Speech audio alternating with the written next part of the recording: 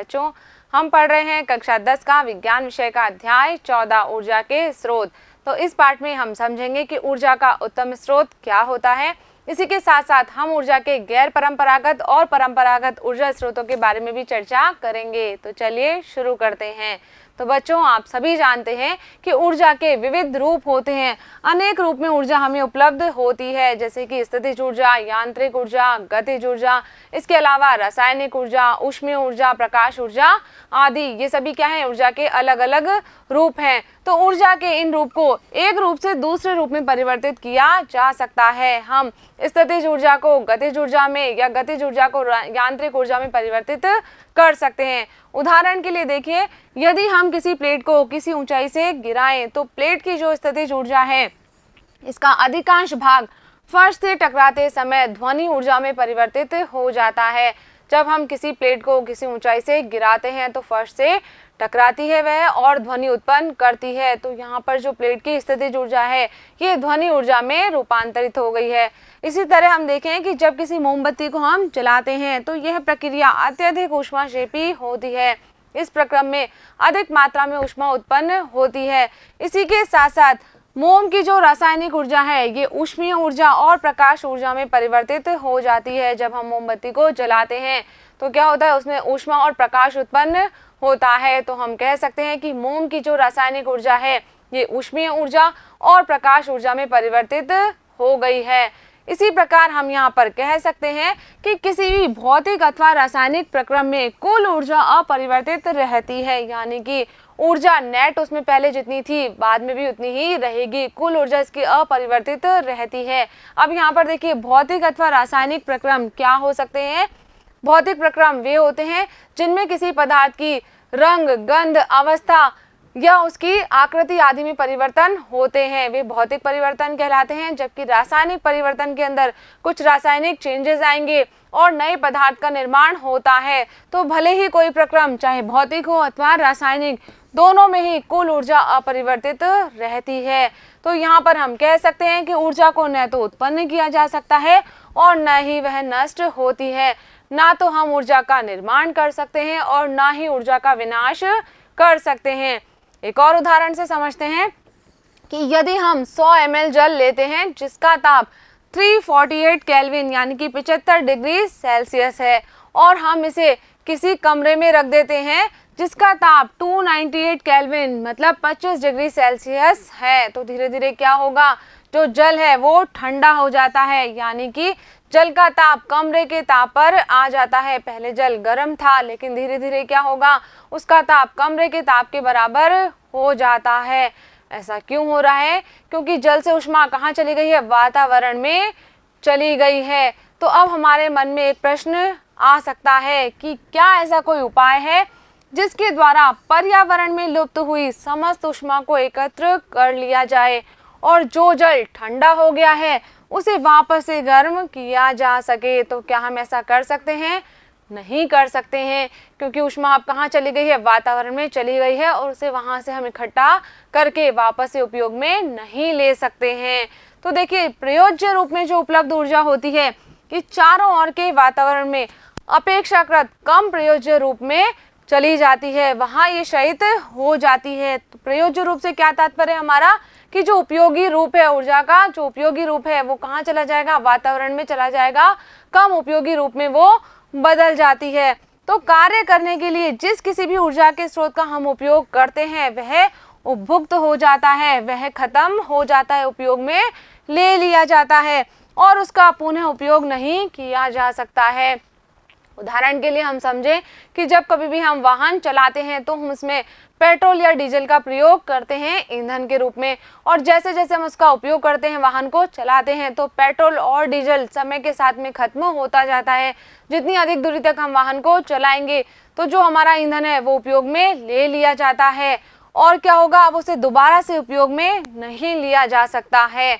तो अब यहाँ पर हम विचार करें कि ऊर्जा का ऐसा कौन सा स्रोत हो सकता है जो हमारे लिए अधिक उत्तम हो, जिससे हम अधिक मात्रा में ऊर्जा प्राप्त कर सकें। तो आगे बढ़ते हैं। अब हम समझते हैं कि ऊर्जा का उत्तम स्रोत क्या है। तो देखिए, दैनिक जीवन में कार्य करने के लिए हम ऊर्जा के विविध स्रोतों का उपयोग करते हैं, जैसे कि हमारे वाहनों को चलाने के लिए हम डीजल या पेट्रोल का प्रयोग करते हैं, रेलगाड़ियों को चलाने में हम डीजल का प्रयोग करते हैं। इसी के साथ साथ सड़कों पर जो लैंप होते हैं उनको जलाने के लिए, दीप्तिमान बनाने के लिए हम विद्युत का प्रयोग करते हैं। जो सड़कों पर लाइटें लगी होती है उनको जलाने के लिए विद्युत का उपयोग होता है।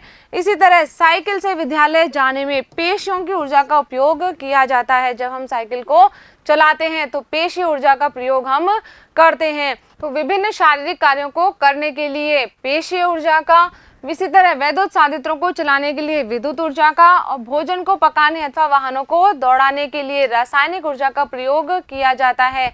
और ये सभी प्रकार की ऊर्जा किसी न किसी ऊर्जा स्रोत से हमें प्राप्त होती है। तो किसी भी कार्य को करने के लिए हम किस ऊर्जा के स्रोत का चयन करेंगे, ये बात अनेक कारकों पर निर्भर करती है, जैसे कि हम ऊर्जा के स्रोत को किस कार्य में उपयोग में लेंगे, हमारे कार्य का प्रकार कैसा है, इसी के साथ साथ जो ऊर्जा स्रोत हम काम में ले रहे हैं वह हमें कितनी मात्रा में ऊर्जा प्रदान कर सकता है। ये सभी बातों को ध्यान में रखकर हम ऊर्जा के स्रोत का चयन करते हैं। तो ऊर्जा का स्रोत हमारे लिए उत्तम किस प्रकार से हो सकता है, कौन सा स्रोत ऐसा है जिसे हम कहेंगे कि ये हमारे लिए उत्तम ऊर्जा स्रोत के रूप में कार्य कर सकता है।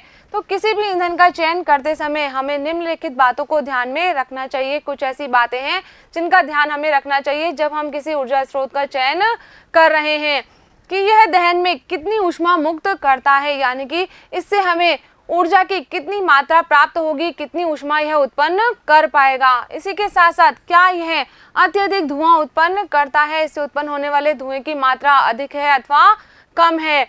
और आगे है, क्या यह आसानी से उपलब्ध है। यदि मान लीजिए ऐसे स्रोत का हमने चयन किया है जो अधिक ऊष्मा हमें प्रदान करता है और जिससे कम मात्रा में धुआं उत्पन्न होता है, लेकिन क्या वह हमें आसानी से उपलब्ध है अथवा नहीं है, तो हम इन बातों के आधार पर ही अपने ऊर्जा के स्रोत का चयन करेंगे। तो हम कह सकते हैं कि एक उत्तम ऊर्जा का स्रोत वह है जो क्या करे, प्रति एकांक आयतन अथवा प्रति एकांक द्रव्यमान अधिक कार्य करे, हमें अधिक मात्रा में ऊर्जा प्रदान कर सके। इसी के साथ साथ वह सरलता से सुलभ हो, इसका भंडारण तथा परिवहन आसान हो और यह सस्ता भी हो। यदि ये सब बातें किसी ऊर्जा स्रोत में हमें मिलती है तो हम कहेंगे कि ये हमारे लिए एक उत्तम ऊर्जा स्रोत हो सकता है। तो बच्चों, यहाँ पर हमारा ये भाग कंप्लीट हो गया है। अब कर लेते हैं हम इस भाग से संबंधित कुछ प्रश्न जो कि हमारी पाठ्य पुस्तिका में दिए गए हैं। तो पहला प्रश्न हमें पूछा है कि ऊर्जा का उत्तम स्रोत किसे कहते हैं। तो अभी हमने पढ़ा है कि ऐसा स्रोत जो प्रति एकांक आयतन अथवा प्रति एकांक द्रव्यमान अधिक कार्य कर सके, इसी के साथ साथ वह सरलता से सुलभ हो, इसका भंडारण और परिवहन आसानी से किया जा सके और यह सस्ता भी हो, तो ऐसा ऊर्जा स्रोत उत्तम ऊर्जा स्रोत कहलाएगा। आगे बढ़ते हैं, नेक्स्ट क्वेश्चन देख लेते हैं। आगे पूछा है उत्तम ईंधन किसे कहते हैं। तो ये बात भी हमने अभी समझी है कि वह एक उत्तम स्रोत वह होगा जो सरलता से उपलब्ध हो सके, इस ईंधन का ऊष्मीय मान अधिक हो, अधिक मात्रा में ये ऊष्मा उत्पन्न कर सके, इसी के साथ साथ प्रति एकांक आयतन पर अधिक ऊर्जा ये उत्पन्न कर सके और इसका भंडारण तथा परिवहन करना आसान हो, इसी के साथ साथ ये सस्ता भी हो, तो हम कहेंगे कि ऐसा ईंधन उत्तम ईंधन होगा। आगे बढ़ते हैं, नेक्स्ट क्वेश्चन लेते हैं। आगे पूछा है यदि आप अपने भोजन को गर्म करने के लिए किसी भी ऊर्जा स्रोत का उपयोग कर सकते हैं तो आप किसका उपयोग करेंगे और क्यों। तो देखिए, घरों में हम खाना बनाने के लिए, अपने खाने को गर्म करने के लिए किसका उपयोग करते हैं, एलपीजी गैस का उपयोग करते हैं। तो ऐसे क्या कारण है कि हम इसका उपयोग करेंगे कि देखिए, जलने पर धुआं या राख नहीं छोड़ता है और बहुत कम मात्रा में प्रदूषण फैलाता है। जब हम गैस को जलाते हैं तो धुआं उत्पन्न नहीं होता है, इसी के साथ साथ राख भी नहीं बनती है। तो ये जो स्रोत है ये कम प्रदूषण फैलाता है, इसी के साथ साथ यह सस्ता है और इसका परिवहन तथा भंडारण भी आसान है, इसे सिलेंडर में आसानी से भंडारित किया जा सकता है। इसके अलावा इसका ज्वलनांक भी अधिक है, अतः ये कमरे के ताप पर आग नहीं पकड़ता है। तो इन सभी